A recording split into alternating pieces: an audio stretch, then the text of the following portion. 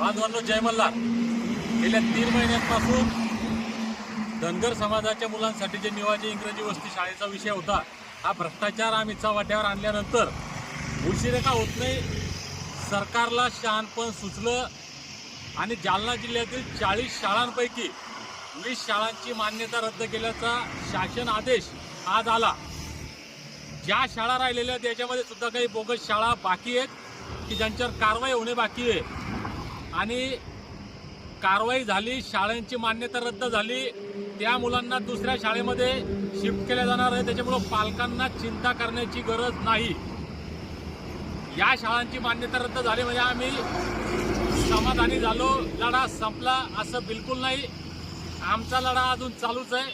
जोपर्यंत या शाळांची म्हणजे पूर्ण संस्थेची मान्यता रद्द होत नाही, यांच्यावर फौजदारी गुन्हे दाखल होत नाहीत आणि या भ्रष्टाचारी संस्था चालकांकडनं ज्यांनी करोडो रुपये शासनाचे लुटले, हा पैसा जोपर्यंत वसूल होत नाही तोपर्यंत आमचा लढा चालू राहणार आहे. धन्यवाद.